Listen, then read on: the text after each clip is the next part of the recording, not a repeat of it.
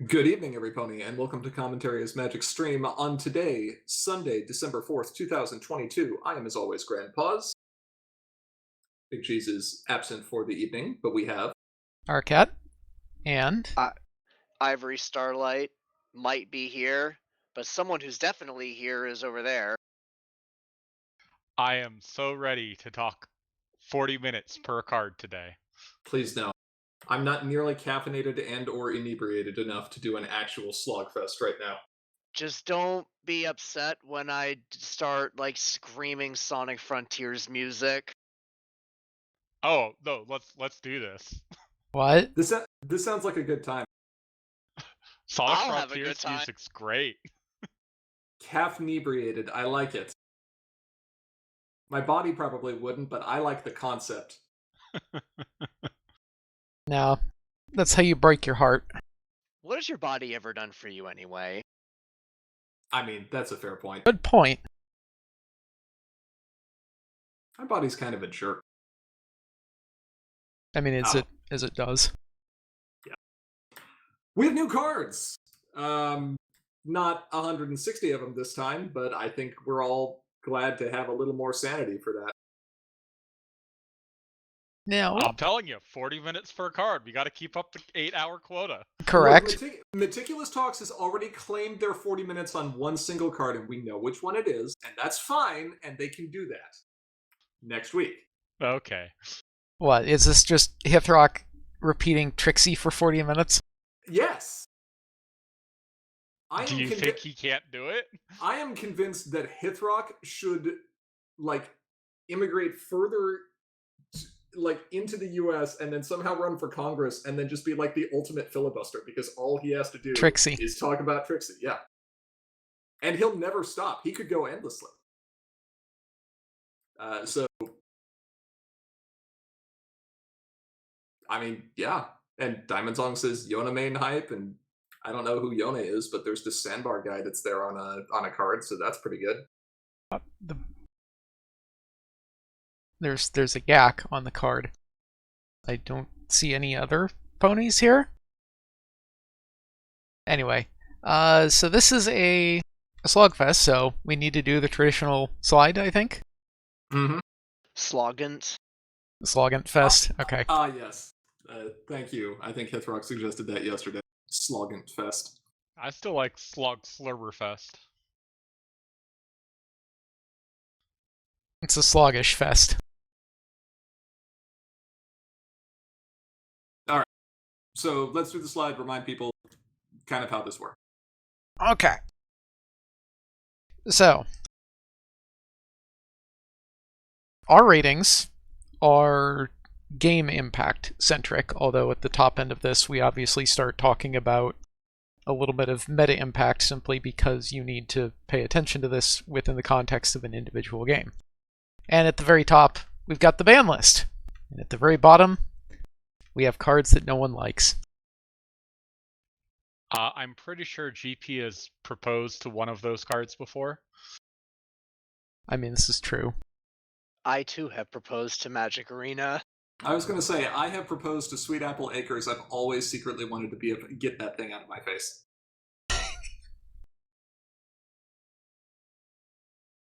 You sure you wouldn't like to answer a few more questions? Yes. I mean, no. I mean... Someone will have plenty of time to decide on the moon? On the moon. Okay. So, the usual 5-to-1 scale here. 5s are much more impactful on the execution of a game and have meta impact. 1s are... please consider running something else. Right. Yes, this card can accomplish things for you, but there are choices that are basically strictly better. Yes. And we have a number of examples here. These are all still pretty relevant. As always, we reserve the right to adjust our rankings as we go based on how much heckling we get from the other commentators. And occasionally... This has never happened once in the history of Slogfest. And occasionally heckling from chat. Yes. So, you have the chance to make these ratings different. If you're active in chat. Or you can just sit there and gush about Trixie for 40 minutes, whatever. I mean, that's also fine. I'm pretty sure that the spam detection will hit you on that. I mean, that might happen. I might also just add Trixie to the list of banned words in chat and see if Hithrock notices it. I mean, I could just turn the spam detection off. Sure that this will not end badly in any way, shape, or form. All right. We've already lost 7 minutes. Let's get to it. I need to waste a little bit more time here. Okay. Alright, so let's start with Diamond Song's favorite card. Trixie? I said Diamond Song, not Hithrock. Did I stutter? No. We already are getting calls for the best card ever made. Now, is that best in terms of game impact or best in terms of like meta impact? I mean, it has a hug, so No, it you does get points for having a hug. I don't think you understand. This is not like best at something. This is just best objectively. I guess we'll go from left to right on our score sheet as far as reading these. So, Sandbar and Yona, Pony Pals, is a white mane Earth Pony ally yak, home limit 3 on the start side, pretty standard stuff. At the end of your turn, if you have no action tokens, put a friendship counter on this card. Then, if this card has 2 or more friendship counters on it, remove them and turn this card over. That's a pretty easy flip condition. You can always just pay to draw if you need to, but hopefully you'll have other stuff you can play. Boosted side, Sandbar and Yona Pony Pals, home limit 4. When you play a card with white play requirement, give a character +2 power until the end of the turn. And 3 power, of course. That's pretty similar to another white mane that we saw a while ago. Capper? Yeah, exactly. No, it's pretty similar to Octavia. Yeah. +2 power until end of turn repeatedly on cards that you want to be playing anyway has historically proven to be quite fun. Mm-hmm. It Right. doesn't have the token synergies that Octavia did, but it has non-friend synergies, which Octavia did not. It also doesn't require the character to be at that location. Also true.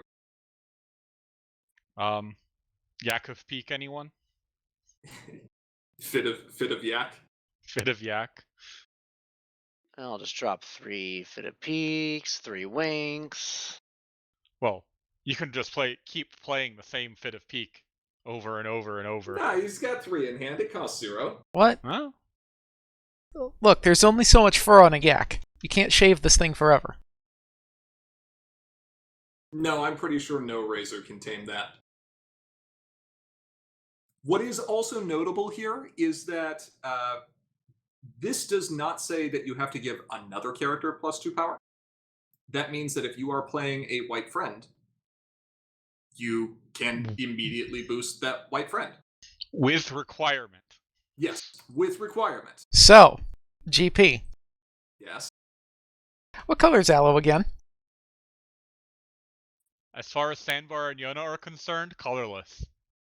Aloe Yeah. is colorless. Aoizodal has white rec. Aoizodal does have white rack. I'll just play some free Aoizodals. Turn whatever turn I have the rec for it, I guess. Yep. I'll just make sure I haven't scored any points yet. That seems a really good idea. Rarity Breezy. 2 power Rarity Breezy. Sure. So implications with this obviously gives white a good aggro main. People have tried to make Ocellus work in the past, and Ocellus can get big, but one big character does not an aggro deck make. Thorax. Especially one big character does not an aggro deck make. If you have Thorax and no other friends, you have a 3 power main. So I'm still going to hiss. That's fine. Obligated. Yeah, Diamond Song says Ocellas can get big, but she's no yak, and this is true. Bugle, you tried messing with something a little wacky with this main. Fit of Farm. You want to give some more context? Yeah. You play a Troublemaker, you move Sandbar and Yona to the Troublemaker, then you play Fit of Peak as many times as you want, and Yona and Yak smash. I mean, it works. Maybe. Maybe. I mean, there are other white immediates that you can play to give power, including a new hasty white card. Wait, Don't play it on them. no, would be a bad idea. Actually, it's okay on them. No, do not play it on them. Oh, no, don't play it on them. Yes, that's correct. I thought you meant don't play it in that deck. In that deck, it's okay. In the deck, it's fine. Not on them. No. Yeah, I'm pretty sure you have to play it in the deck just because your white immediate options are pretty low. Yeah. That's Go ahead, Ivory. Or funny. Aura. That's funny. What, Yona, White Farm? Yeah. Yona's going to have a conniption and just Smash a Troublemaker in the face. Yeah, kinda. Seems fitting. It's probably. I see what you did there. It's probably not as AT efficient as just using Ocellas to blow up a Troublemaker, but it also has a different flip condition, and that can be worth it on its own. So overall, yeah, I think there's a lot of potential here. There's a lot of white multicolor options that exist: yellow, blue, pink, maybe orange. Yeah, and it is worth noting that all of that multicolor stuff that's also white, still white rack. Godot asked, did we mention Follow My Lead already? We did not, and that is because in almost no case has Follow My Lead seen actual play, with one exception being Pancake's deck. I have played it today. I was playing Orange-White Unicorns, and I actually had to play it a couple of times. Oh, okay. We can just contradict all of that then. You know the thing I'm trying to say. Prism Light is like a reason to actually play Golden Parachute? What's this? No. So for me, I've got this at a 4. I have this at a 3-5. Octavia's a good main. I think this will probably also be a good main. That's a little bit more constrained and will not function in quite the same set of decks that Octavia did, but it also works in farm. I have this at a 3. I think it'll be fine. I have this at a 3 for 2 reasons. One, this card is not named Stunning Wonder. That already makes aggro mains suffer. And 2, Tempest Easy as Pie actually really hurts this main. Oh my god, does it hurt this main? Yeah, that's fair. You can't flip this main for another 2 turns, and you have to completely lower your shields to do so. That's a fair point. It's a pretty good counter. Most other aggro decks have not had that kind of disruption that affects them that negatively, even the confront to flip ones, because you've normally built up another pool. But yeah, that's a fair point.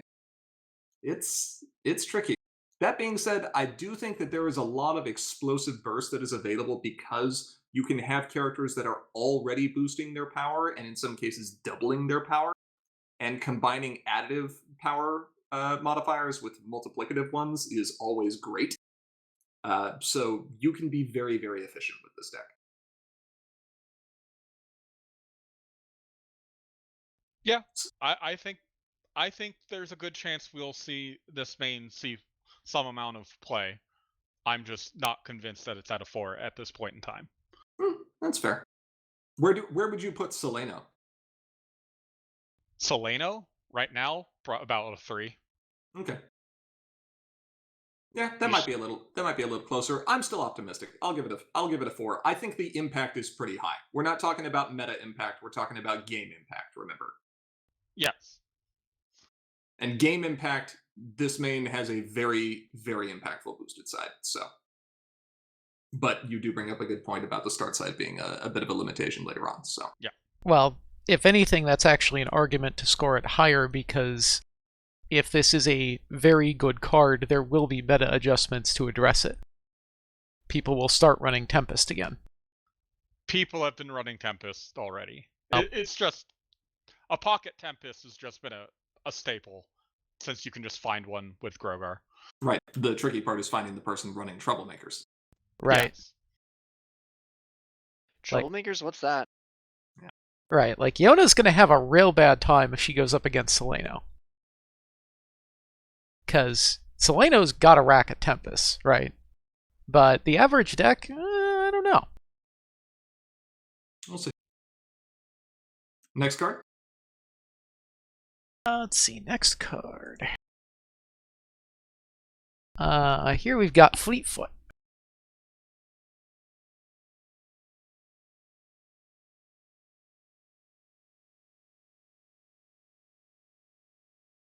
This was Double R Forest's design, I believe.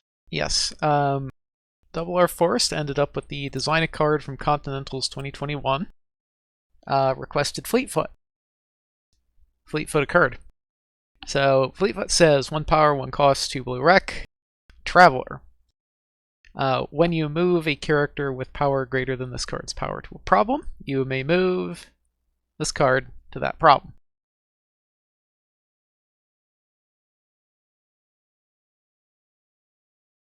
That seems decent. I would like to say that Fleetfoot knows where the party's at, specifically where the party mare is at. I mean, Once the provided if Party Mare is in play first, sure. Now, party mare has to visit a party first, then Fleetfoot knows where party mare's at. yeah. So we actually had this discussion in Discord because it turns out that the way the triggers work is all of the stuff before the comma. So this includes the restriction about the character having more power in order for the trigger to even fire. It needs to have more power the moment it has arrived at its destination. So if it found if it found an anthem, it can trigger, but it can't off of a trigger like a different traveler card. Correct. So, continuous modifiers, absolutely okay. Triggered abilities, absolutely not. Yeah, so unfortunately, Derpy does get at least one crack at a muffin before Fleetfoot enters the competition. That being said, it's nice to have a cheap, playable blue friend that can scale over time. This And is silly. Go ahead. This is silly, you said? Yes, this gets silly. Party Mare already gets silly. So I think the thing you're going to run into an issue with in this card is if you do not have Party Mare or some other form of Traveler in the deck, you are going to run into this card being 3 power and then just being a 3 power friend. I mean, there is another 1 cost traveler friend that Fleetfoot is probably good friends with. Sure. Be Shoeshine. Yeah. Yes. I mean, Fleetfoot could also be friends with Spike. Yeah. Yeah, that's true. But you Yeah. know who Fleetfoot really likes? Herself. Did someone say conga line? Yeah, 2 Fleetfoots does work. That's pretty dumb. Okay. All right. How about a thorax? Okay. I mean, there's a lot of cards that Fleetfoot likes, but she definitely doesn't go in every deck. Like you have to, like you said, you have to have things to accommodate for her. I think stuff that decks that like playing cards are going to be pretty happy to have Fleetfoot because it's a play you can get for some of your early value and then just scales more over time. So, like, friend of the family, probably Cadence Pink Blue. Yeah, probably likes this card. Well, especially since Cadence Blue puts counters on things a lot, so you're artificially have more moves already. Could see something with hats, maybe. Might be okay. Artificial power boosting. Hey, look, another target for follow my lead, lol. Well, not Fleetfoot herself, but something else. Just ban follow my lead. No, I kind of wanted to, no. but y'all were like, no, it's too fun. You get to do all this wacky stuff. And I'm like, I said none of that. I just said it wasn't ban worthy. I think we need to spread the love around a little bit.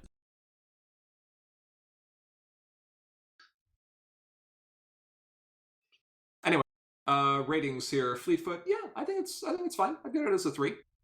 It's a count of 3, honestly. Yeah, I think we're doing count of 3 here. Oh, Yes. Yeah.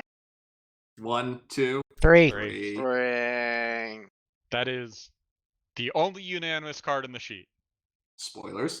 Amazing. Count of 3. Solid card. I'd run Okay. this. Not in every deck, but I'd run this. Ivory, what's our next one? Our next one is Torch, large and in charge. A 4 cost, 4 power, 1 orange wreck, dragon, chaotic. Chaos text: when this card is flipped, an opposing card involved in the face-off loses and can't gain abilities until the end of the face-off. And opposing friends here with cost 3 or less lose and can't have abilities. Now, it's important that its chaos text hits a character or a friend or something, Or a troublemaker. or a troublemaker, but it cannot hit the flipped card that your opponent flips. Can't hit the flipped card and can't hit, like, a Staff of Sakanis or something like that. Correct. Unless that staff happens to have a Puppet counter on it. Yeah, correct. Why would you do that? Because it's 7 power. It remains 7 power. Because Eh, It would be a bad choice. that doesn't seem worth it to me, but okay. It's Well- not, because Claude says that the thing loses abilities anyway, so Torch is like, aha! Agree with me! Look, if Torch wants to shout at inanimate objects that have suddenly become animated, let him. I mean, who's gonna say no? Not your opposing friends with cost 3 or less. True. about the only one I can think of that can say no to Torch is Iron Will. The Yeah. really old one? The Yup. really old one, if he gets Ye- there first. That comes down to layering. I don't believe that. Oh yes, it's 3 or less. Okay. Yeah. Yeah. So there was that old discussion about which one actually loses its abilities, and basically the answer is the judge needs to go sit down and have a cry. We do know the answer to that, though, I think. Yes. Well, that was all simultaneity, and we're not dealing with that here. So I mean, you can. But Prism Light says, I just need to figure out how to keep 2 of these at problems all game long, and also stop your opponent from ever playing a dilemma. So put the Monumental Evils in there too. or stop them from ever, I don't know, dealing with Torch himself. Right. So yeah, just do all those things. The one thing that Yeah. Torch is, he's a big guy. The one thing he can't deal with, though, is a sudden excessive amount of Trixie. I don't think anyone can deal with a sudden excessive amount of Trixie, at least not easily. That being said, talking seriously, I think for me, the hardest part of this card is figuring out what deck I would want to play it in. Because that ability does so much if you can combine it with other disruption that will prevent your opponent from just, like I said, playing a dilemma and ignoring Torch forever. But the fact that you can play it off of an unflipped main, and the fact that it affects everything, all opposing friends there with cost 3 or less, means they are going to have to play friend-based disruption elsewhere, and that can be meaningful. They might have to overload themselves at one problem, or spend an extra 2 action tokens after playing like a Spitfire to frighten Torch to move over. You can combine Torch with Desert Road if you want to. It's real expensive, but you could do it. There's also the possibility that like you just run forced movement as well and shove opposing things over here. Run an orange-white deck, maybe? Orange white or orange purple, right? Dragons are orange purple. Kind of spicy. Diamonds and dragons deck when? It's also probably worth noting that Torch qualifies for both Big Mac and Sugar Bell, as well as Limestone Pie synergies. So Big Orange probably looks at this and is like, I'll take maybe. 3. More importantly, I would honestly say honest as the day is long. It does also, yes, do that as well. Honest, keeping Torch around, well, through Dismissal and Frighten is pretty huge. Mm-hmm. So overall rating, I think I'm actually going to bring mine down just slightly, just because that initial cost can be rough. It is nice to be able to do that on turn 2, and it can be meaningful depending on what the early game setup is like, but later can be hard. So I'm going 2.5. Yeah, that's basically my line of thought here. This is rather expensive. It's obviously going to be nicer the sooner you can get it out, but just because it's so expensive and it's a relatively large investment, and so I think you're, especially in this when it's probably going to get frightened, might not have as much impact as you hope. Is nice to shut off every unicorn token from bodyguards though. I might have to increment that just because of that one comment. I mean, I just know that all the annoying cards end up costing 3 or less, so that's why I have this at a 3. I have poor Torch here at just a 2. He does not pass the Thunder Lane test for me. Like you mentioned, friend-based disruption. Most of the friend-based disruption that gets played right now costs 4. Minuet is the big Minuet and Spitfire are the big exceptions. But you can play them at a different problem, and there's so much cheap removal that this is just such a huge investment that I don't think he does his job effectively enough. You get some parachutes, maybe, yeah. Like it would not surprise me to find this in a reanimator list, but ooh. Good luck finding room for it in a reanimator list. Yeah, that's the other issue. We'll just keep banning cards from reanimator and then just add the new ones. That's fine. Cool, ban Endless Friendship next. Okay.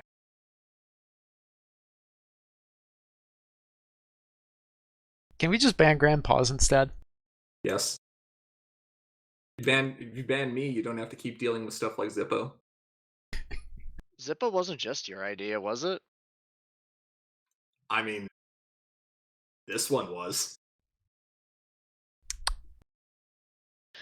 Grandpa's will not be available to continue the stream. We apologize. Wow, just being shadow banned right now. Okay. Right Golly, click. that's not a good thing to say to your friend. Right click mute. Wait, hold on. Cozy has friends. Cozy doesn't have friends. She's a psychopath. Golly. Golly on to the next one. Oh, hey, look, it's Cozy. Yes, you caught on to my subtle hints. So Cozy Glow, Friendship Assistant, is a 2-cost, 1 requirement, 2 purple power friend. She is a Pegasus and a full and chaotic. The chaos tax that she has is when she is flipped, she gets +2 power until the end of the face-off for each troublemaker in play. Doesn't matter who's troublemaker, doesn't matter if the troublemaker is involved or not. So that can be pretty big. Though we haven't seen that many troublemaker mirror matches lately. Still, it means she's usually flipping for a lot if you put her in, say, a farm deck. And her actual in-play text is, when you play a troublemaker to a problem, you may move your main character to that problem. So, I don't know about you, but this card screams out to me, she would really like a teacher around. A professor of sorts? Perhaps a professor. Yeah, the Cozy Glow might as well say Professor Twilight's assistant here. I don't know. If you run a certain Neon Bambi purple list. Thorax Purple Farm. That's interesting. Ooh. Diamond, that would be Aura. Yep. I mean, I'm the one who wrote it. But I don't know. I think you could reasonably see anyone from Sim saying that. Yeah, that's fair. Heck, that falls to me a lot too. Yep. But yeah, I think this is a pretty solid card in that farm list. She probably won't see much play anywhere else, but she has become Professor Sparkle's best friend. She might see some play in other farm lists. I could see a version of like Seleno Purple that uses this. That might actually be interesting. Possibly. Or just X Purple for farm. Yeah, you need the rec, but again, like Beagle said, this card is likely to be flipping for 4 at a minimum, which is about where you want to be in a farm list. Yeah. And the effect is still very strong. I mean, And free moves. And it's nice to have a body. What I had not considered until right now that may make me have to rate this slightly higher is with the new like beta going second rules, this allows for a turn 1 confront and flip with Professor Twy. Yeah. That's Oh. Yeah.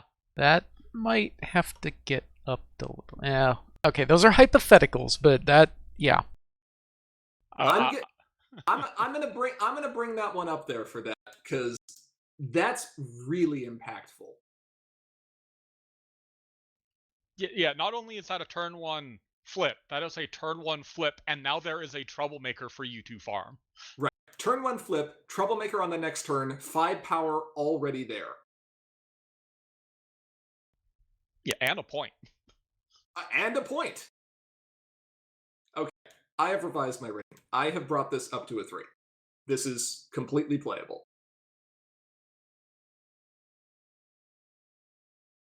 I mean, it was playable before. You just have to have the correct main for it. Right. Oh my god, Aura. Yes. I'm going to give this a 2.75. Why are you like this? You see that red triangle in the corner there? Okay, well, Ara's thinking about the mistakes he has caused. I'm gonna put this at a 3 because those decks that are gonna run this is definitely gonna be a thing you'll have to be wary of. Yeah, I also have her at a 3. She's a card that you really want to play early. Her late game impact is a lot lower, but you're not sad to have her like on top of your deck most of the time. You know, flipping this card, you're happy. So you like playing this card, you like flipping this card. It enables a main that hasn't seen a lot of play and really loves the support. I have her at a solid 3. It might work with Tempest as well. It's possible. We could look at that, and someone's going to sit there and say, what, does it work with Cozy Glow? Yeah, it probably works with Cozy Glow in the same way that anything works with Cozy Glow, in that you're still playing Cozy Glow. I hate to say it, but that's kind of where that's at. That being said, you were talking about really wanting to play this early, and that is true because it's going to be most useful in helping you flip Professor Twilight. However, other than the fact that you are spending a card from hand, this is exactly as AT efficient as just playing a Troublemaker and paying 2 to move your main. Yeah, that is true. The first time, yes. And The then it first time. just gets more efficient as you go. Now, Which is effectively the same as a pirate ship. yeah. Right, so you're never really sad to see this. Now, I think this might also get very fun if you get into, I don't know, pink, and start doing some shenanigans that involve playing Troublemakers at immediate speed. You mean uncovering them at immediate speed? Was it uncovering? I thought there was some stuff that you play them at immediate speed. Well, there's one that puts it into play at immediate speed. Shame. Okay, well, I guess we know what we need to print next then. Troublemakers in your hand have hasty. There we go. Perfect. That'll be fun. That is a gigantic no. I mean, they still enter play face down. Animoy says the problem is if a multi-problem face-off happens. I mean, if a multi-problem face-off happens, you're going to have to rebuild. You know what's really good at helping you rebuild? Free moves. Yeah. What? Blasphemy. Yeah, I like this card a lot for Purple Farm. I'm expecting her to do some work. Well, if Purple Farm does not work, it is not Cozy Glow's fault. Let's put it that way. Not this time. I mean, Not this time. That's literally her job, is to frame Twilight for stuff that she did. I mean, that is also true. And the student becomes the master. She really is such a little... Buy some apples! Yeah, exactly. Golly! That's not polite language to call someone. Let's stick with purple. You want to stick with purple? Let's stick with purple and do something near and dear to my heart. Just pop in for a moment? Just briefly. Dr. Hooves is just popping in. Gotta have a Dr. Hooves in just about every set. It's obligatory. Eventually we'll find some that actually synergize with the ones from Premier Block. No, we won't. We already have one. We have one. Yes, we have one. I mean, this one technically synergizes with the one from Premier. It doesn't trigger, unfortunately. Sadly. Oh well. 2 cost, 5 rec. This is the first... Correct me if I'm wrong. This is the first 5 rec card that we have seen since Premier Block? That is true. We have... Well, outside of Unity, obviously. Right. But Unity is not actual play requirement. You can play cards that have Unity that just don't do anything. This is a card that you legitimately cannot play without 5 purple rec, which is very steep. Yes. Yeah. And then 2 power. The last we have seen was from Premier Block. Odyssey's Block did away with 5 rec cards. Right. Hasty, Earth Pony, when you play this card, banish a friend, then put that friend into play. Diamond Song says he's a more expensive interdimensional portal. He is exactly as expensive as interdimensional portal is. He is a more requirement-intensive interdimensional portal, but you get 2 power out of it. But he also doesn't work with Desert Road. And can technically be canceled by Chrysalis. So, we can errata this to when this card enters play, right? We cannot errata this to when this card enters play, or if we do, we're banning Bodyguard. And we're still not errating it. We might just ban Bodyguard anyway. We'll see. Yeah, obviously he would just target himself and... Infinite unicorn tokens. Yeah. Go ahead. Start a face-off. So, how do you rate a card whose effect is one of the single most iconic cards ever printed in this game in terms of recognition and meta impact and like deck archetype defining. Well, Like it's Portal on a stick. it is Portal on a stick. Now, I'm going to. I don't want you to print stick with Portal's text. That sounds terrible. Sounds amazing. So I'm going. Can I lead this one here? Yeah, do it. All right. I'm breaking our rule a little bit. This is getting a 5.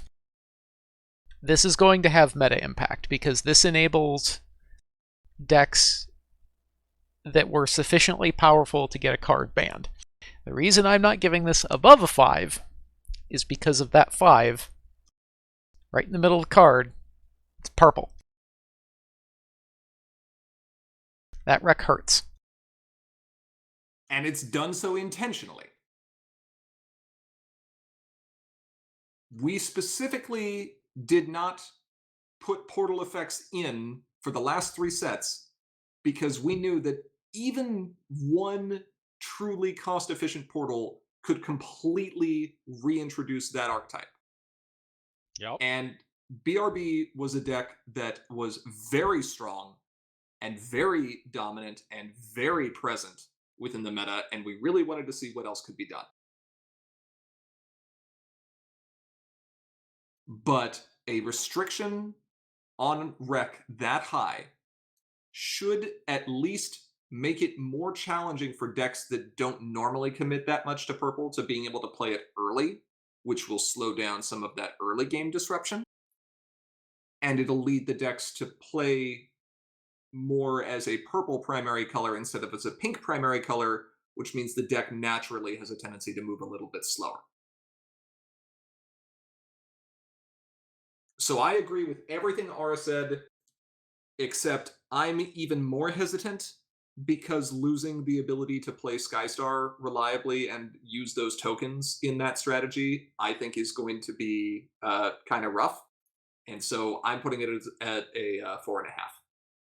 I mean, admittedly, you do lose a couple of the other signature cards from the old Burb simply because they're no longer legal as well. You can't call upon a certain sea pony. What? Which sea pony? The sea pony is call uponable. Oh, no, I think he means Selena Blue. Selena, correct. Yeah. Oh. Sure. But we haven't been able to call upon the sea ponies for quite some time. You can still call upon Princess Skystar. Sad Shooby-Doo noises. Yeah. Shooby-Doo minor shifted. That would sound probably terrible. What, just shift it into G minor? Yeah. Shooby-Doo as funeral dirge. Yep. I'm slightly more pessimistic, but I actually agree with everything that's said. I have this at a 4. I think that 5 rec's gonna make this come in later than you would normally want something like this, but I still acknowledge that this is gonna definitely make or break your game. Doctor Who's is very powerful. I have him as a 4. I am not as optimistic as Ara or Grandpa's here for a couple of reasons. The biggest one is Burb wasn't just Portal. It was also Discord. Specifically, the one that you can retire to. Party Clasher? Yeah, Party Clasher. Thank you. 2 different portal at immediate effect was huge. In core, there's only hooves. That said, 1 is infinitely more than 0, so I do expect people to toy with that, and I do see a lot of success in Doctor Who's future. Is Doctor Who's good enough to try to do Pirate Booty? That's the question. Try to do what? Pirate That's Booty a again. really high rec for Pirate that Booty. deck. It is really high, but that's more plushie dashes, and now it comes with power. It's Portal in pony form. I think the rec's probably too high for that, but just a thought. But yeah, 5 is prohibitively large. We have seen people playing 4 rec cards in off color, but that's because you can do like 2 power entry into 2 rec, 2 power friend. 5 is still accomplishable, don't get me wrong, but it is difficult. The fact that every single one of us has said that gives me a little bit more confidence that this will be okay. All right, Aura, what's the next one? Oh, how did I cop this one? What cruel fate has... You know what you need? A teacup.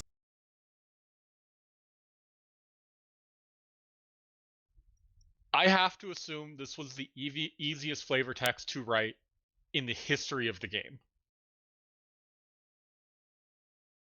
No, it was actually easier than you are possibly considering.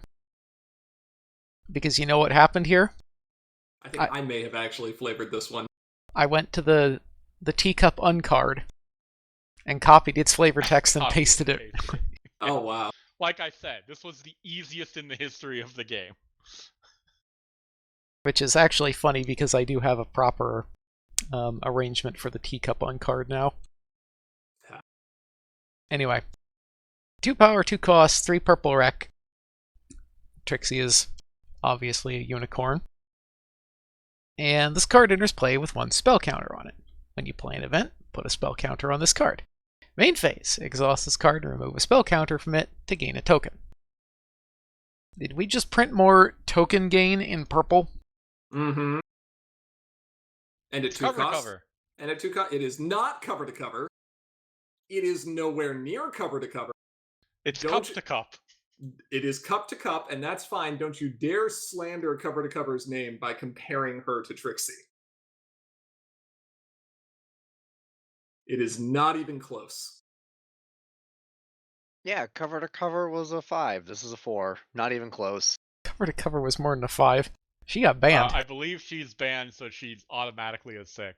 Wait, does that mean Rainbow Shine is a 6? Rainbow Shine is not our fault.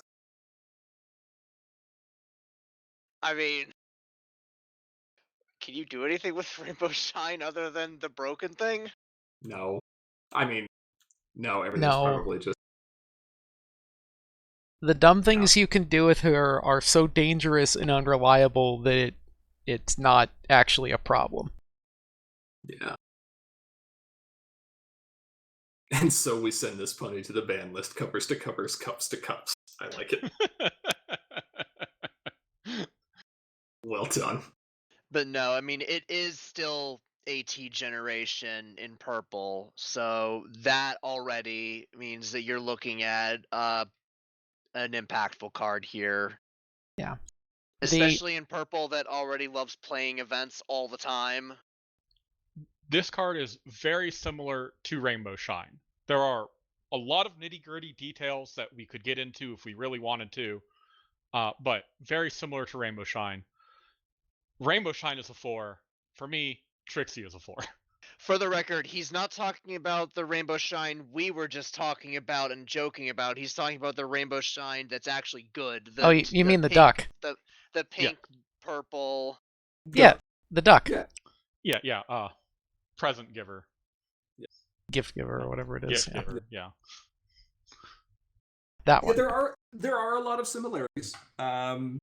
Both of them have strong event synergies in that Rainbow Shine offers you discounts, which can, in some cases, be better than Trixie, especially because she's able to be used at immediate speed, and she can do her discount every turn, or at least, fake the discount every turn, even if you don't have events to play. You can fake Trixie. You cannot. Oh, no, you can't. That is actually before the 2. My mistake. Yeah. So its main phase, you can't do the same timing things that you can with Rainbow Shine, so you can't both use her to confront a problem and then also get value out of her. But she is a 2-cost AT generator and most decks running her are going to be playing events. Mhm. And she go is ahead. notably one color as opposed Yeah. to Rainbow Shine. I did Right. have her. I did have her slightly lower, but playing with Royal Tutor has convinced me otherwise. Oh, Go ahead, Aura. Fine. I was about to ask you to explain your rating smallness. Okay. So, I used to have this at a 2. I've changed it to a 3. And the reason I had it at a 2 was because Starlight, who admittedly costs 1 more and does have another power and has less rec, and is also an action token generator at immediate speed, is getting looked at, and people are looking at her and being like, I don't think I want to run 3 of those. And then I'm looking at Trixie, who is less capable, both as a card and as a pony. Wow. Shots fired. And going, does this really deserve a 3? So the biggest difference for me is that there's less initial investment. If Trixie gets shot down immediately, you're down 2 AT. If Glimmer gets shot down immediately, you are down 3 AT, and that is a huge difference. Yeah, I think the big thing here that kind of matters is Trixie is not going to be doing the same things that Starlight is, in that Starlight can still be used aggressively, and Trixie really can't and maintain her level of efficiency. But Trixie, like you said, does have lower barriers to entry in terms of AT cost. And when it comes to AT generators, that's one of the most important things, because you still have to get that card's original value back before you start gaining anything. Your argument is basically the ROI is lower than on Starlight. That's exactly my argument. Trixie and Starlight both do similar things, but serve slightly different purposes. And Trixie will be much better suited to control or to less aggro-oriented strategies. So you can also play Trixie turn 1 with Twilight. Yes, so. Also true. That's pretty good. I'll give Trixie a 4. She's staying at 3. I'm unconvinced. 3 4s and a 3. Seems fine. Is that our band name? 3 4s and a 3? Who's the 3? You're the That's 3. That's up for the viewers to decide. You just voted 3. You set yourself as the 3 forever. I mean, the Hithrock move here is to switch to golf scoring. That would be the Hithrock move. God, no. I think that actually describes Starlight's band of friends. 3 4s and a 3. Yeah, actually, it kind of does. Yeah. All right. Let's change colors. Back to white. Back to not so pleasant side character. We have Stellar Flare Overparenting, a 2-cost, 2 white power, 1 white rec unicorn friend. When this card enters play, put a 1 power white unicorn friend token with prepared into play. When this card leaves play, do the same. I like unicorn tokens. Do that you have now? Prepared. Really? This is my Willy Wonka face right now. So what I'm hearing here is that we could go ahead and get rid of bodyguards and replace it with just overly protective parent. I don't think that's what he's saying. That is. I mean, that's probably going to happen, regardless of my opinions on the matter. A bodyguard has done some things wrong, potentially. Hey, 2 cost 3 power immediately, though, also split across 2 bodies that still technically has Rex, so it triggers Sandbar and Yona. Like, I don't know if I'd rather see anything else in my opening hand. You know what else this does? This Works makes with Doctor Hooves. this works with the Acellus main. It does work with the Acellus main. Works with the Acellus. It's a great target for stuff like Tender Hooves. Like retire Tender this to bodyguard, taps? then play it. Yeah, tender taps. Yeah, Is you this can get a the- lot of unicorns in pink white with this card. Is this gonna become the white aggro version of Featherweight for yellow aggro? I don't know about that, but like getting getting 1 AT off of this card is pretty big. If assuming the opponent does the DFO first, you know. I'm going to say yes, Ivory. I think you're right. I think this card is going to be as close as a comparison to Featherweight as you're going to get for primary white aggro compared to primary yellow aggro. I think you treat the cards very differently in that you actually want this thing going away much faster after it's off a problem, and Featherweight you want to stick around. But in terms of what you'd like to see before your main is flipped, I don't know if you'd rather see anything else. Yeah, and Goto points out this is a lovely target for your side of the belly flop because you get a unicorn token. If you don't have... Yeah.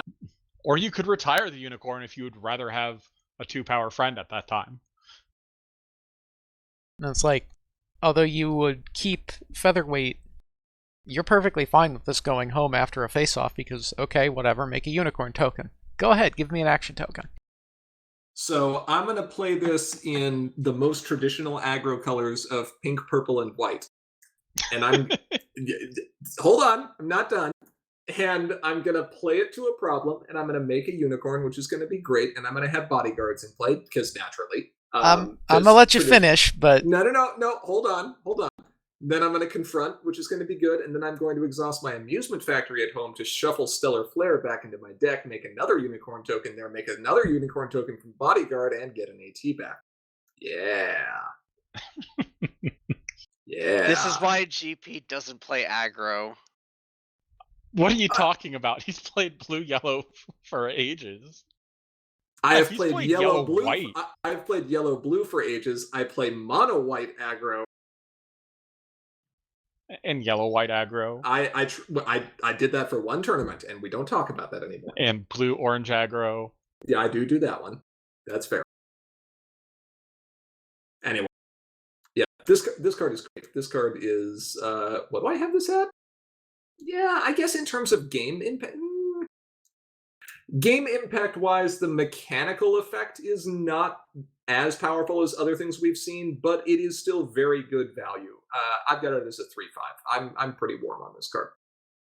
It's going to have a 3. I don't know how this ended up as a 2 for me. I changed it to a 3. I blame being at work when I was doing this. Yeah, no, this is a good card, and I'll expect to see it in a lot of white aggro. Yeah, fantastic card. I have it as a 3. Also, I think we forgot to mention this lets you flip Acellus. No, we mentioned it. Okay, yeah. Yeah, fantastic card. Love it.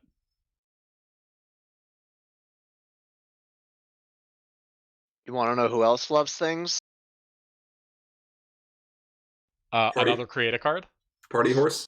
Who loves things entirely too much? I mean, I was going to say Pinkie Pie, Party Horse. Yeah, another create a card. What do we got? So this is Pinky Squeeze. Costs 2, has 2 blue and pink requirement, 4 power, is an immediate event with choose an opposing character at a problem. Move one of your characters to that problem. Both of those characters can contribute their power to either face-offs or confronting problems this turn, though they still provide their power for stuff like play requirements. I love this card. This is a very unusual card. I don't think we've ever seen a card like this before, in that this is simultaneously disruption and a way to advance your own board state that is not a friend. Like, obviously we've seen this on Prince Rutherford and stuff like that before, being a friend that also frightens something, Spitfire, etc., etc. But yeah, I don't think we've ever had an event like that. Can any of you think of one? No, my friends have an event like this. Something that is both aggressively extending your board position and disrupting the opponents. Yeah, as That's an event. not as an event, no. The only thing I can think of is Ultimate Organizers. Oh, I- yeah. I would say that yes, I can think of that. Light of Your Cutie Mark does the same thing. True. The songs are a good example. Yeah. Yeah. That's a very good point. But still, it's still pretty unique and pretty effective. It's very strong against farm, obviously. And even things like just a large thorax main or stopping the opponent from confronting and then you swoop in with your own DFO on the next turn, like you can do some pretty nutty things with this. I completely agree. This card has good aggressive and good defensive impact. You can either play this card as a question or you can play this card as an answer. And that's pretty fun to have, especially at immediate. All that being said, I sense a butt. there is a big old pinky-sized butt that's incoming here. And that is, I do not believe that currently there is a home for this card. I do not think that there is a deck that is going to be well positioned to want to take advantage of a card that can both disrupt a single character on the opponent's side and move up your own, that does not already have means of doing so, that can justify spending 2 action tokens for that particular effect. That is a high cost, and I think it is 180 too high for likely the best candidate to use it, which would be Gallus. And I can't justify the 280. Oh, but that's meta impact, not game impact. No, that's game impact. I do not believe that I believe the cost of this card is prohibitive to it being able to be played, like actually in a game, in any deck that would benefit from running this card. So I would agree if every game was aggro versus aggro.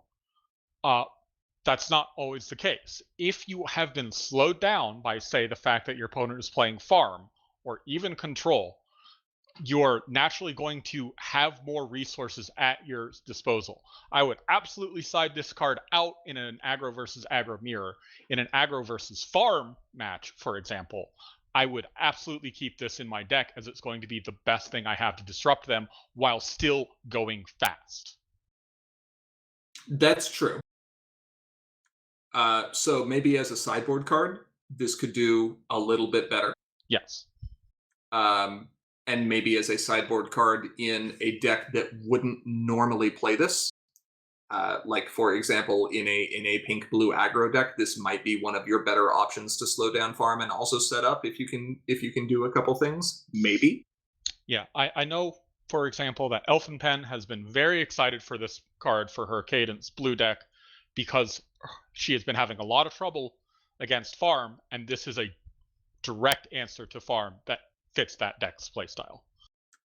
I don't know how true that is.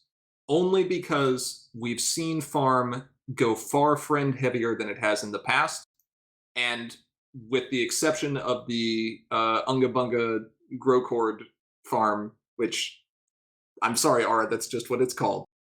The Feathers has spoken. Shutting off, even in that deck, shutting off the main's ability to contribute is usually not that meaningful.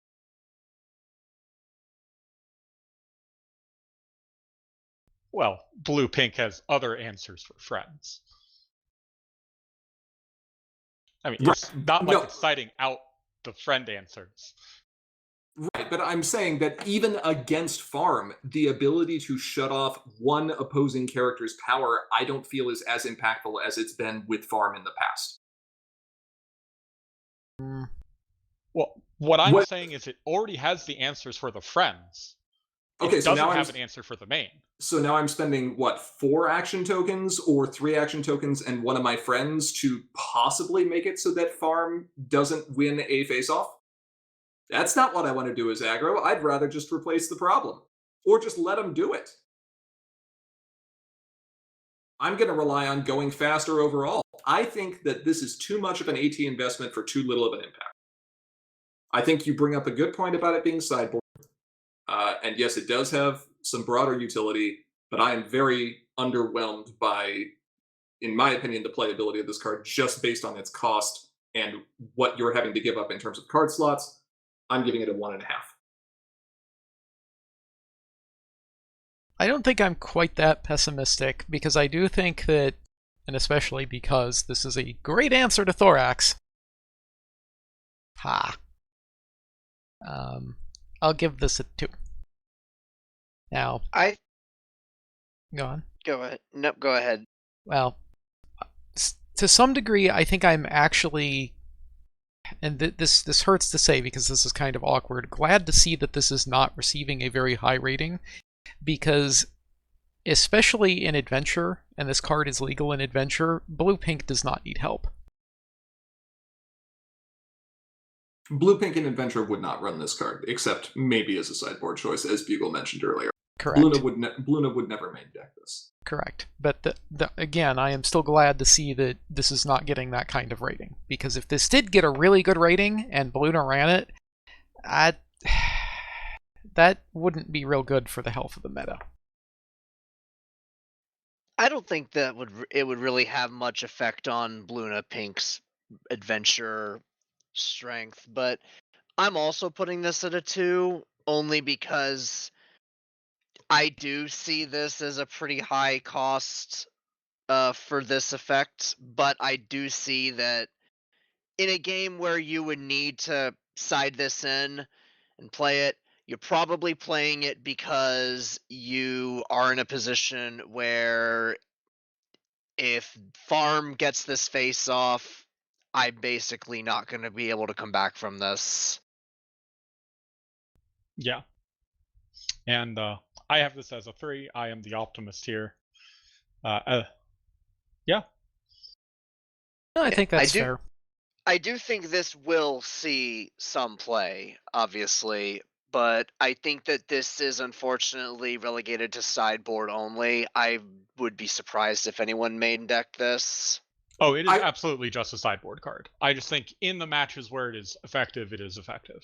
Mm-hmm. I will bring up one thing though, that is maybe worth pointing out, which is the fact that this shuts off the character's power both for all face-offs and for confronting for the entire turn is notable, because regardless of whether or not it does its job of stopping the opponent in a troublemaker face-off, which is likely where you're going to be playing it, you are also denying them that power towards confronting that problem later that turn, and that might be meaningful. Maybe. Yep. Yeah. And even if they do, they'll go into a face-off and for the problem, and then, you're getting, what, effectively 3 shots out of this? Sure. 4 if you count the fact that they have a staff. Yeah. So, okay. I still not convinced, but there is that's probably worth mentioning. I don't know. It might surprise you. I guess we'll have to see. Yep.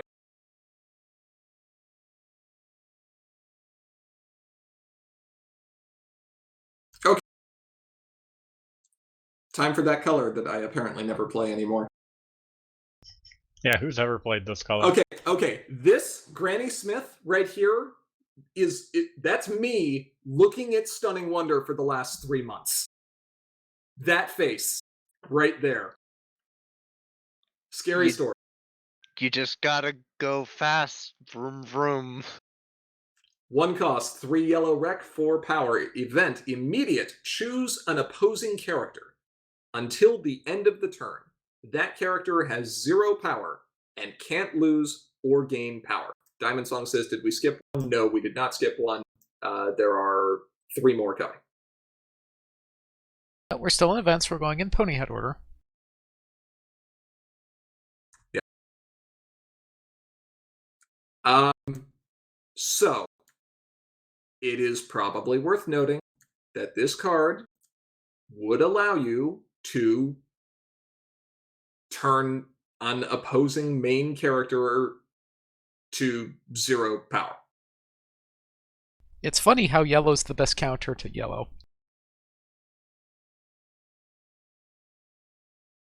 But it can also affect anything else.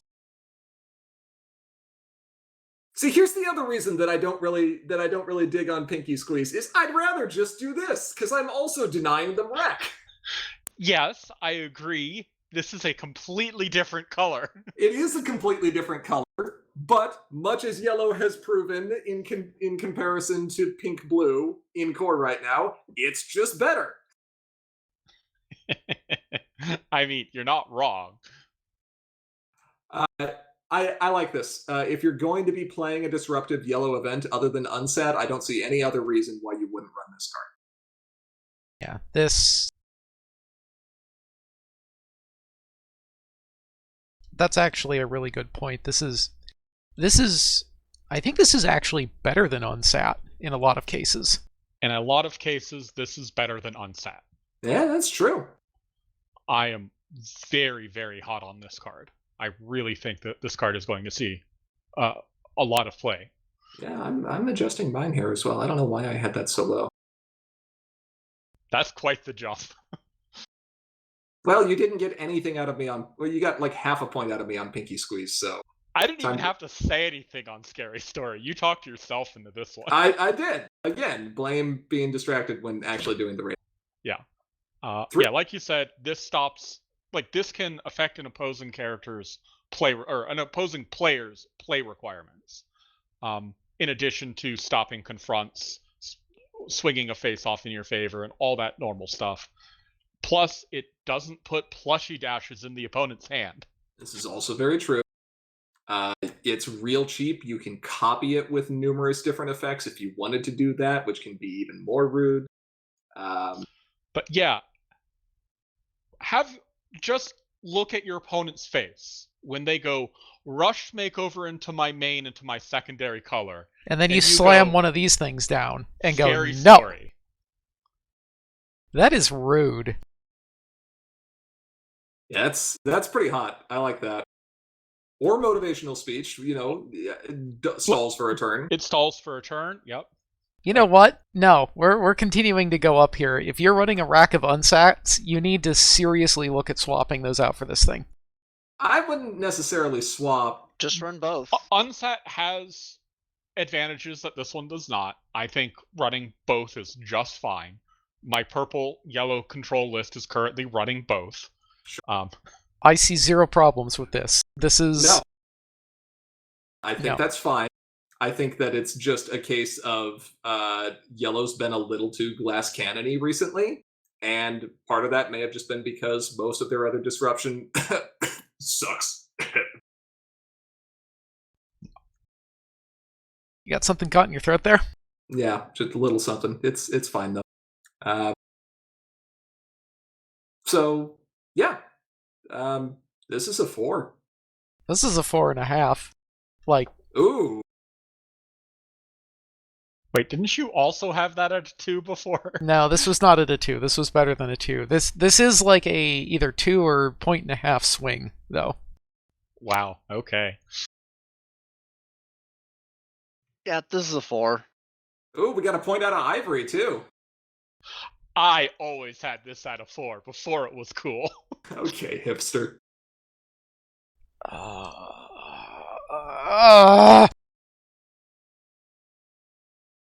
B4.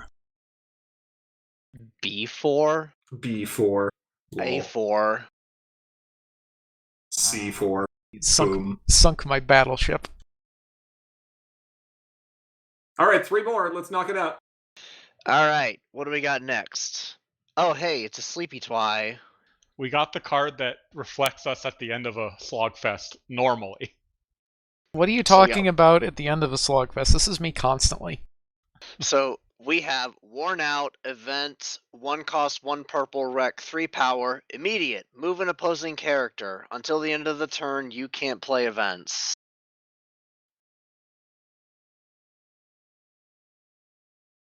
I mean, you're definitely going to play that most of the time in the score phase to deny confronts. Yeah. I mean, or face off, troublemaker face off. Yep, troublemaker face offs. Either make them lose their face off or prevent one altogether. yeah. Like, this seems... I don't think the can't play events is a giant restriction here. Well, you know what purple card we just saw that you could play? Dr. Hooves. You could, in fact, play Dr. Hooves if you had the wreck. However, Worn Out has 1. Dr. Hooves has 5. I mean, if you have 5, you have 1. I'm just saying. This is going to make it quite funny when you choose not to flip your Twy or are unable to flip your Twy on turn 1 when you're going second. Or you have a Royal Tutor that you also have not flipped, and your opponent is playing a Confront to flip main, and it's like, sweet, cool. Turn 2, play a 2-power friend, move up, Confront, and you're just like, nope. No. And Royal Tutor doesn't mind that either, because now you've got an event in your discard. Oh, Royal Tutor loves this card. Well, yes, because Celestia walks in on this, and it's just like, that's cute. She wore herself out again. Silently closes the library door and goes on with her business. Basically. I hear echoes coming from like an hour south of me talking about gohome.deck. Which is quite rude. This card, like... So, purple has had an issue for the past few sets. That issue is all of its immediates have cost 2. This one costs 1. And has very low rec. And has very low rec. It, in fact, has the lowest rec it could have without having 0 rec. Yeah. Just for this, I'm going to go make an unset card that has 0 purple rec. You have to have purple, but 0 but is it can fine. Be 0. That's interesting. Well, that would be relevant if you got Scary Story. Sure. Rush Makeover my Breezy. Now we're talking. But yeah, moving an opposing character has proven to be very effective. Like you mentioned, playing this early to stop a Confront the flip can be very fun. I am willing to play this turn 1 against Stunning Wonder, where all they do is go, yeah, I'm just going to pay 2 to play a friend at my problem and score like 2 or 3 points off this. Okay, I'm going to hold you to that in a moment here, okay? Because now I'm going to say that your opponent is playing Stunning Wonder turn 1 and plays Featherweight. Yeah, Featherweight is the possible exception, but even then, I think I would still do this to deny them the points. They have to spend more AT. I mean, the smart move is to just move Featherweight over to your problem instead. Yeah, that's fair. Assuming you have a high enough requirement problem. It is pretty disruptive. It's not quite as disruptive as Scary Story. I agree. So I'm going to go ahead and give it a 3. It's pretty solid, though. This does have quite a few interesting lines of play. I would probably give this a 4 if not for the second piece of this text. Although, yes, that's probably not going to be relevant. This does mean that this is the last thing that you have to do. And if you don't want to do this as the last thing, tough. So it makes sequencing potentially harder or impossible, depending on what you're doing. Again, the last event. Not necessarily the last thing. You could play a Hasty Friend. Or Resource, as we are about to see. Mayhaps. You could, but a lot of what purple decks like to do is event-based, so I actually have this at a 3 for the same reason. Yeah, I have this at a 4. I think the downside is going to come up very infrequently. And purple has very, very much needed an event that costs 1. I'm not as worried about the downside on this one. I'm more just thinking in comparison to Scary Story, I don't think the impact of those 2 cards on a single game is the same. So I can't give them the same rating. Yeah. Well, I mean, to be fair, Worn Out sets them back in a different way. It does, but it's correctable. Scary Story is not. Well, If Scary they had- Story is correctable by passing the turn and coming back. Unless you well- had a temporary color requirement or something. I suppose that's fair. And Diamond is very optimistic about this card. 4 or 5, wow. Okay, 2 more. So Is it meme time? Yes, it's meme I time. really wanted to introduce this one. Mom, can we have Rarity Truly Outrageous? no, we have Rarity Truly Outrageous at home. Rarity Truly Outrageous at home. This card. The fact that it's Spike looking so dopey there makes it that much better. So yeah, someone mentioned iconic, powerful cards from the past. This is not the same. Well, neither is Doctor Who's. Sure. But I would say Hooves is closer to Portal than this is to RTO. Go for it, Aura.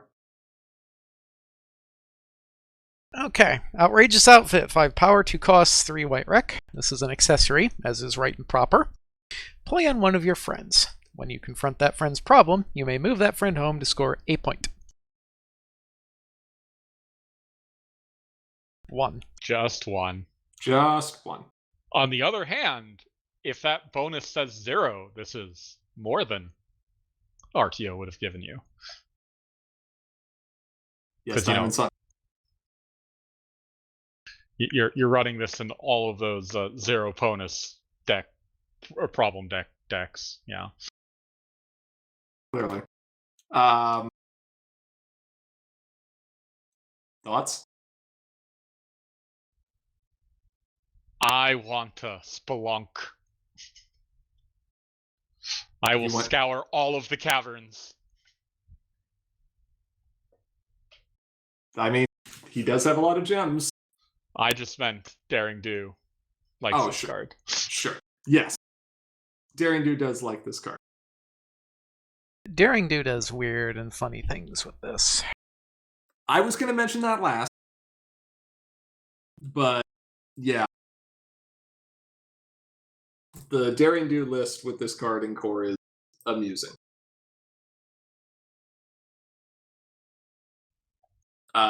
I don't know if it's good. Also, her subtitle is not spelunking, it's challenge accepted. What are you talking about? Well, she goes in caves. That's She her goes job. in lots of places. She goes in jungles too. Yeah. And forests. But the do shall be dared. Let's put it that way. There's fun combo synergies with this in Daring Do, and that's cool. And there's also accessory synergies, like Animoy points out, and that's also cool. And honestly, a lot more funny if you manage to somehow hit Unity 15 White, cough, cough, Sandbar, and Yona, cough, and then just give every single one of your friends an outrageous outfit. I believe you mean generously, not honestly. Yes. Yeah, this is a great thing with Unity 15 Rarity. I would really love to do that. Prism Light mentions, do you stick this on something eager? I think that sounds pretty good. That sounds funny. That's not bad, yeah. The Lyra that grows when you draw your second card a turn sounds pretty good with this card. Uh-huh. I would love to see this in draft, which sadly is not going to happen anytime soon. You can see it in Cube Draft. Yeah, I will play this every time in Cube Draft. Oh my god. Would be okay. Oh yeah, absolutely. All right, Aura, you get to be a stick in the mud now.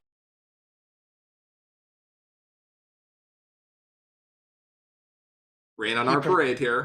He prefers the term diamond in the rough. Nice. Topical. 1.5. Reasoning. So, you can play this, and what that does is that increases the cost of the friend by 2. And a card. And a card. And if you were looking for a way to make a friend a very attractive target for an express delivery of Trixie. Yeah, I mean, you're not wrong. Dies to Doomblade, for sure. I think that this is possibly one of the most attractive things you could possibly do. Like, the only real hope here, I think, is that you have to flood the field with resources, and admittedly, White is actually fairly good at doing that, because the decision of whether or not to answer say, a Saddle Row storefront versus, this, is actually kind of hard if you're only running 2 or 3 resource removal. Mm-hmm. I think there is an opportunity to actually spread the love a bit with this card, where instead of putting this on a friend that has a really meaningful ability, you can put it on one of your entry pieces that you've played up, or a friend that's had an enters play effect and has already done their work.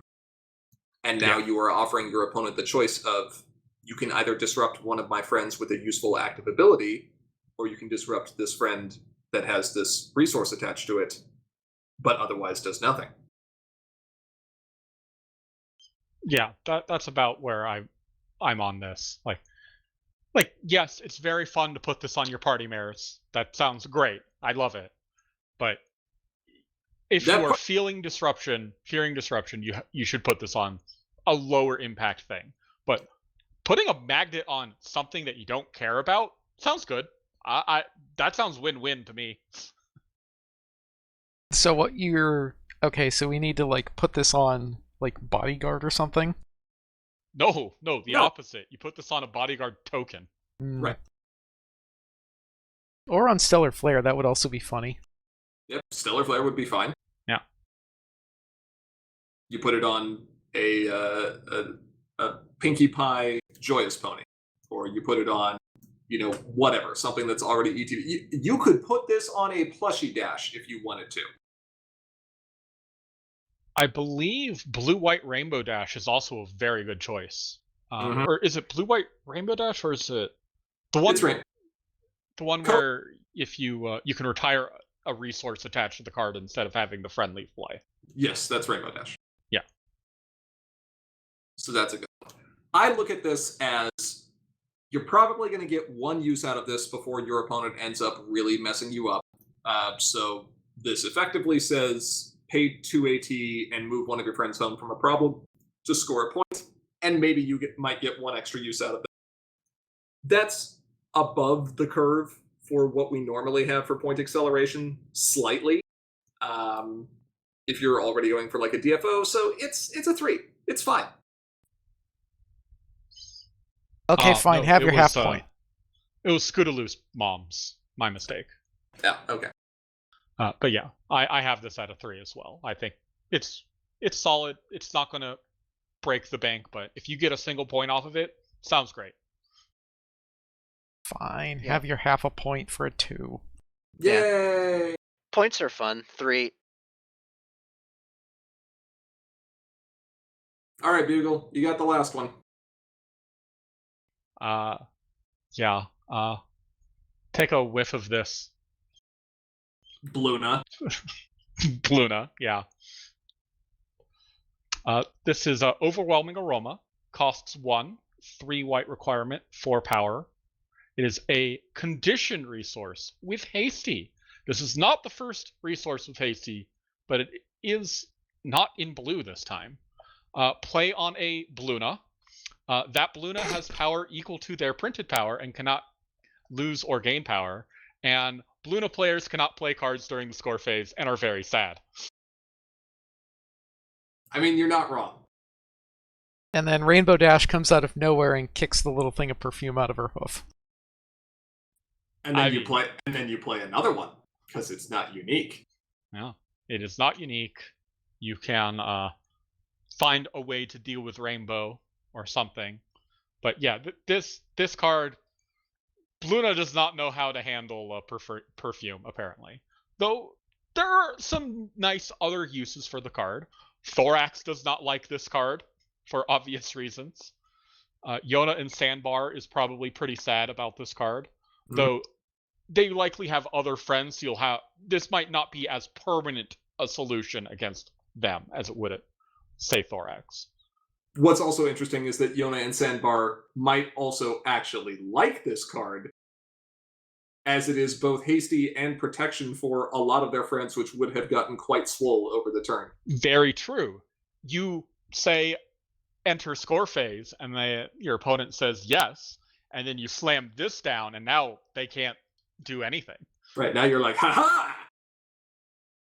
Yeah, you better have played that trick before the score phase. I expect a lot of people to fall for that trap for a couple of months at the very least. Well, I expect a lot of rules calls for. But they played this during the score phase. Yeah, they sure did. And I'm going to sit there and be like, did you give your opponent a chance to react before you went into score phase? Yeah, if you say score phase and the opponent says K, you're like, all right. So now in the score phase, I will play this card. Right. So hearing score phase from your opponent with white is about to get kind of terrifying. No, Diamond, you almost always play this on an opposing character, frequently on their main character. Yeah, you are not putting this on your own. You're putting this on opposing mains. Yeah. You know what card a lot of decks run that this card is a pretty good answer to? Staff of Sikonis. Yep. Heck, you can play it during the staff face-off. And maybe win the face-off. Swing the face-off, that's funny. It is amusing. This has a lot of utility. I think this means we can also unban Ambassador of Honesty, right? Yeah. Now that there is an answer to it. Well, no, now we've got two because we still have Cardboard Box. Ah, correct. Yes. But now we have two. Yes, I'm sure this will absolutely make Ambassador of Honesty fair. It's fine because, Rainbow likes kicking these things. You ain't seen nothing yet. Big Mac just walks up and just eats the thing. He kind of does. Would you care to try some essence, sir? Nom. Tasty. I mean, it's not the weirdest thing he's eaten, but it is a very amusing visual for sure. Big Eater is a source of amusement forever. You ever see a Stallion just walk up to a building and start, chomping on it? Look, you see a desert road, he sees a dessert road. This is true. Big Mac always had trouble with his double consonant homophones. But yeah, and so one other very, very important thing about this card. This is a immediate answer in white. You know how many answers white has in core right now? One half. I don't even consider it a full card. To the moon? No, not to the moon. To the moon is immediate and is half white. Why doesn't that count? It is half white, but I am talking about the mono white not stand still card. Are you talking about reliving history? Yeah, reliving history. It's just so mediocre. But this is a mono white answer that I think white is going to be playing in just about every deck. I have given this a 4. This is my favorite card of the set. I'll give you an extra half point. I think this is interesting in that in Adventure, a lot of times this is just going to be a super powerful sideboard card. In Core, I think you're right. I think any deck running white is probably going to play this because most decks running white are perfectly fine shutting themselves out of playing cards during the score phase if it also means the opponent cannot do the same. And if they aren't, then they're just going to sideboard it out, or they're just not going to play it unless they're in a very favorable situation. So, yeah, 3-5 for me. You can have even a 3. Shutting down a plushie dash can be so impactful. The fact that this just hoses Bluna so much makes me so happy. I'm still gonna keep this at a 3. I only wish Cheese were here to see this. You only And wish this was legal 3 months ago. I mean, then I would have actually had to play my requirement cards in Zippo. So, eh. Yeah, you probably wouldn't have played it in Zippo. Zippo needed its immediates. That's Zippo did not need its immediates, not to play. Just Rise and Shine, and that's it. And Unsat. And Nap Napcakes. Cakes. I'll play it at main phase. It's fine.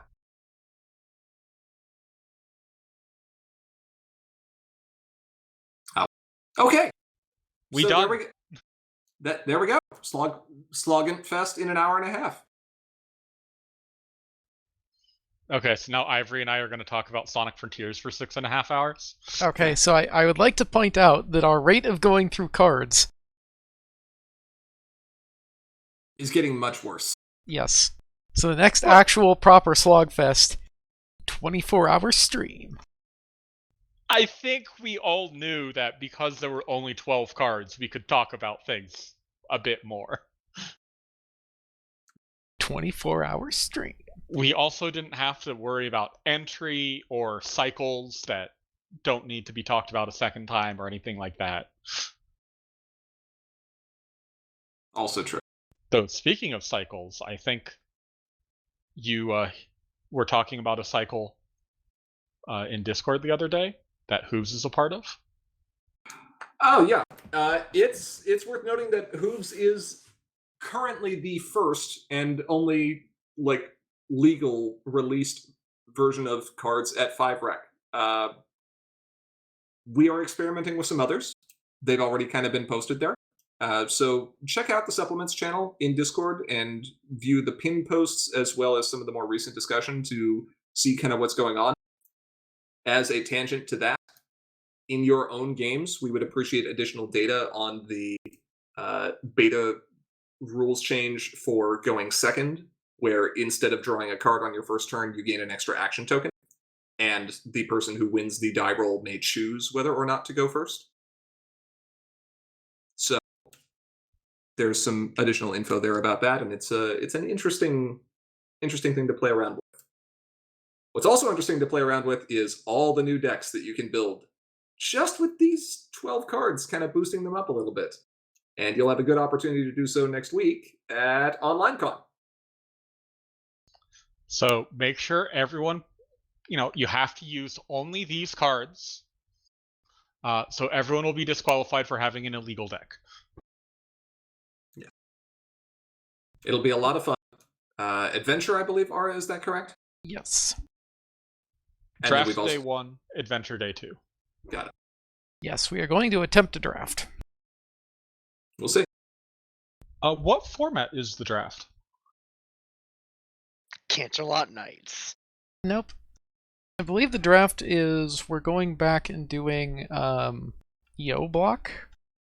Let me go verify that. See, I'm also going to be smart and go grab the link for this thing. No, we are actually doing Leaders block. 2 Fond Memories, 1 New Dawn, 1 Leaders and Legends. The backup plan is if the draft simulator breaks, we're going back to a sealed in EO block. Got it. Oh. Well, we haven't done much draft online, so hopefully it does work out. Yeah. I know Hithrock has been maintaining it somewhat. We're actually not using Hithrock's system.